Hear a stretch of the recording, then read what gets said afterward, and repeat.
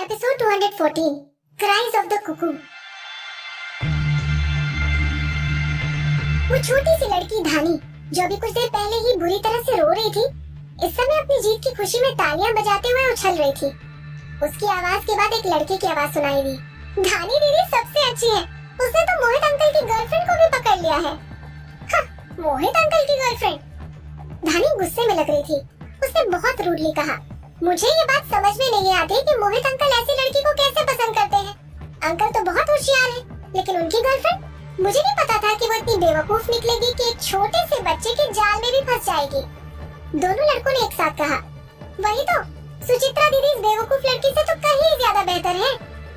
वो इसी तरह से बातें करते रहे, लेकिन विधि अब उन्हें सुन नहीं पा रही थी। उस घने अंधेरे में विधि के दिल की धड़कन बहुत तेज होती जा रही थी और ये गड्ढा अब उसे एक कभी खत्म न होने वाले डरावने से टनल की तरह लग रहा था। विधि अपनी आंखों को जितना बड़ा कर सकती थी, उसने उन्हें उतना बड़ा किया, लेकिन फिर भी उसे रोशनी की एक भी किरण दिखाई नहीं दी। उसे अपनी पिछली जिंदगी की वो यादें ताजा हो गई, जब आरव ने उसे एक अंधेरे बेसमेंट में बंद कर दिया था।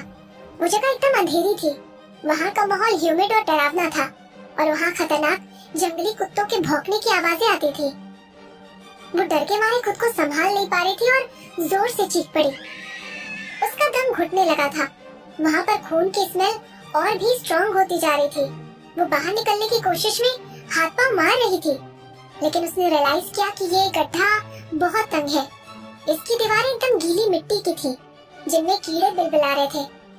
मुझे बाहर निकालो! विधि की आवाज कांप रही थी और उसके दिमाग में जो भी इमेज थी वो गायब होती जा रही थी। ऐसा लग रहा था जैसे उसके दिमाग ने सोचना समझना बंद कर दिया था। कोई है वहाँ पर? मुझे बाहर निकालो!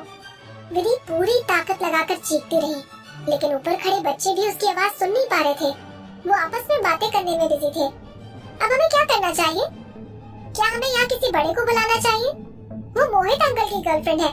कितनी शर्म की बात है कि वो हमारे ट्रैप में फंस गई है और अब तो उसके ऊपर खून भी गिर गया है। मोहित अंकल को पता चलेगा तो वो बहुत गुस्सा करेंगे ना? गुस्सा? धानी ऐसे मुस्कुराई जैसे उसे इस बात की कोई परवाह नहीं थी। जब तुमने उसे फंसाने के लिए आइडिया सोचा था, उस समय तुमने इस बारे में क्यों नहीं सोचा? अब बहुत देर हो चुकी है। सच्चाई तो ये है कि जिन बड़ों को हम जानते हैं, वो लोग कुछ भी करने से पहले काफी सोच समझ कर आगे बढ़ते हैं। सभी स्मार्ट लोगों को पता होता है कि किसी के ट्रैप में फंसने से कैसे बचा जा सकता है। इसके जैसा कोई बेवकूफ ही होगा जो इतनी आसानी से फंस जाएगा। ये लड़की मोहित अंकल के लिए भी एक बहुत बड़ा एम्बैरेसमेंट है। बिल्कुल सही, समन ने कहा। देख लो, मोहित अंकल की गर्लफ्रेंड किस तरह की है जो इतनी आसानी से गिर गई। उसे तो हमारे परिवार का हिस्सा बनने के बारे में सोचना तक नहीं चाहिए। कंगन थोड़ी देर तक हिचकिचाता रहा, लेकिन बाद में उसने भी अपना सर हिला दिया। भाटिया फैमिली के बच्चे दूसरे लोगों के बच्चों से काफी अलग थे। अपने बचपन से ही उन्हें कुछ खास तरह की क्लासेस अटेंड करवाई जाती थी, जिनमें रियल लाइफ एप्लीकेशन की क्लासेस भी शामिल होती थी। ऐसी क्लासेस के दौरान उन्हें एक आइलैंड पर ले जाया जाता था और कुछ टारगेटेड अडल्ट्स के अगेंस्ट साजिश करना सिखाया जाता था। लेकिन वो अडल्ट्स भी ऐसे बैकग्राउंड से हुआ करते थे जो शातिर होते थे और शायद ही कभी उनकी चालों में फंसते थे, जिससे बच्चों के लिए ऐसी क्लासेस में अच्छे नंबर स्कोर करना काफी मुश्किल होता था। फिर भी विधि कितनी आसानी से उनके जाल में फंसने की वजह से उन्हें कम से कम A नेगेटिव ग्रेड तो मिल ही जाएगा। अब ऐसे में वो सेलिब्रेट कैसे नहीं करते? ये लड़की तो थी ही बेवकूफ। धानी बिल्कुल भी सेटिस्फाइड नहीं थी। इसकी जगह अगर कोई स्मार्ट इंसान होता तो हमें कम से कम A पॉजिटिव तो मिल सकता था। अब ज्यादा लालच मत करो। समन ने इसे पॉजिटिवली लिया। अगर तुम मोहित अंकल को पकड़ सकती हो तो तुम्हें SSS पॉजिटिव मिल सकता है, लेकिन क्या तुम ऐसा कर सकती हो? सभी के पास भी S ग्रेड है, लेकिन पिछली बार तो उसने मुझे खा ही लिया होता।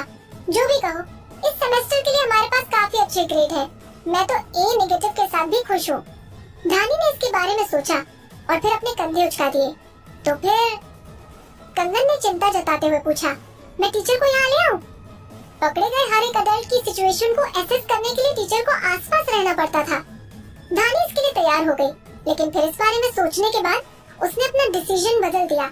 उसने कहा, रुको, टीचर के साथ कुछ और लोगों को भी यहाँ पर ले आओ। ये लड़की इतनी बेवकूफ है, इसे मोहित अंकल के साथ रहने का कोई अधिकार नहीं है। बाकी सभी लोगों को भी उसे देखने दो कि वो कौन है, ताकि सब लोग रियलाइज कर सके कि ये इस परिवार में रहने के लायक ही नहीं है। मोहित तो साइलेंट था कई बच्चों के लिए एक आइडल था और चुपके चुपके कई लड़कियां उसे अपने सपनों का राजकुमार भी मानती थी। उनमें से ज्यादातर लड़कियों ने तो पहले कई बार मोहित से शादी करने के बारे में सोचा भी था, लेकिन अब जब मोहित अपनी इतनी कमजोर सी गर्लफ्रेंड को घर लेकर आया था तो वहाँ की लड़कियां ही थी जिन्हें सबसे ज्यादा दुख हुआ था। कंगन और समर को भी धानी की बात सही लगी, वो भी धानी की बात से एग्री करते थे। मोहित अंकल को कम से कम सुचित्रा दीदी के लेवल का तो कोई मिलना ही चाहिए। उन बच्चों ने ये भी नहीं सोचा कि मोहित अंकल और सुचित्रा दीदी को कोई सीन में दिखाने में कोई हर्ज है। आइलैंड के बच्चे सुचित्रा को पसंद करते थे और हमेशा उसे और मोहित को मैच मेड इन हेवन के तौर पर कंसिडर करते थे। ठीक है, तो फिर मैं जाता हूँ, कहते ही कंगन बड़ों को लेने के लिए दौड़कर चला गया। विधि उनकी बातचीत को थोड़ा बहुत सुन सकती थी, लेकिन वो बहुत ज्यादा घबराई हुई थी और कुछ भी बोल नहीं पा रही थी। डर और शौक उस पर हावी हो चुके थे और जो कुछ भी उसे सुनाई दे रहा था उसके लिए वो सिर्फ एक शोर बनकर रह गया था। मेरी मदद करो! वो पागलों की तरह दीवारों से टकरा रही थी और बार बार निकलने के लिए अपना रास्ता ढूंढने की पूरी कोशिश कर रही थी। जिस तरह से वो अपना रास्ता ढूंढने की कोशिश कर रही थी उससे उसकी नाजुक उंगलियां बुरी तरह से जख्मी हो गई थी। खून की स्ट्रॉन्ग और गंदी स्मेल उसे वापस आरफ के आइसोलेशन रूम की यादों में खींच कर ले गई। आरफ, मुझे बाहर जाने दो! वो जोर से चिल्लाई, ये मेरी गलती है। उस राक्षस जैसे आदमी ने उसे टॉर्चर करके जिस तरह बना डाला था, वही कमजोर विधि वापस आ गई थी। उसके अंदर की विधि चीख रही थी, विनती कर रही थी, मुझे बाहर जाने दो, आई बेग ऑफ यू, मुझे बाहर जाने दो। विधि के आंसू बेकाबू होकर बहने लगे थे और वो डर के मारे पीली पड़ने लगी थी। थोड़ी देर बाद जब वो पूरी तरह से टूट गई तो वो बिल्कुल भूल गई कि वो कौन थी। अब वो अपने हाथों पर लगी चोट को भी महसूस नहीं कर पा रही थी। वो लगातार गड्ढों के किनारों को अपने हाथों से बार बार पीटते हुए सिर्फ रोती जाती थी। मुझे माफ कर दो, मुझे जाने दो, प्लीज मुझे छोड़ दो। जहाँ विधि गिरी थी उस जगह के ऊपर से कुछ हलचल की आवाजें सुनाई देने लगी। ऐसा लगा जैसे वहाँ काफी सारे लोग इकट्ठा हो गए होंगे। उसके बाद उन लोगों में से किसी ने लकड़ी के उस ढक्कन को धीरे धीरे दूर ढकेला और बाहर की रोशनी गड्ढे के अंदर पहुंची। रोशनी देखते ही विधि ने अनकॉन्शियसली ऊपर देखा। उसने सिर्फ इतना देखा कि एक आदमी ने गड्ढे में कूदते ही उसे तुरंत अपने गले से लगा लिया।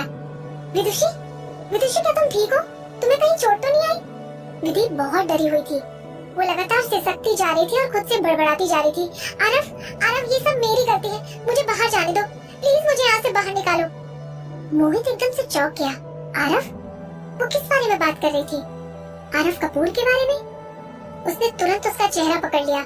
विदुषी, वेक अप, देखो ये मैं हूँ, मोहित।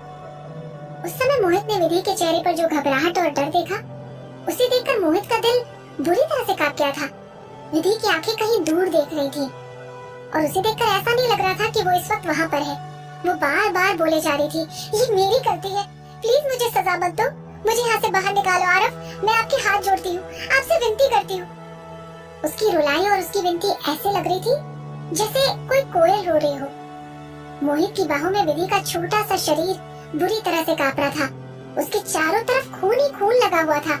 वो बिल्कुल एक घायल चिड़िया की तरह लग रही थी। मोहित ने इस बारे में सोचकर खुद को परेशान नहीं किया कि विधि क्या बड़बड़ा रही थी और किससे विनती कर रही थी। उसकी बातों का क्या मतलब था? इस वक्त उसे सिर्फ विदुषी की चिंता थी और वो उसे अपनी बाहों में लिए उसके बर्फ की तरह ठंडे पड़ गए शरीर को गर्म करने के बारे में सोच रहा था। उसने बहुत प्यार से उसे कंसोल करते हुए कहा, विदुषी, डरो मत, मैं यहाँ हूँ तुम्हारे साथ, मैं तुम्हें बाहर निकालूंगा।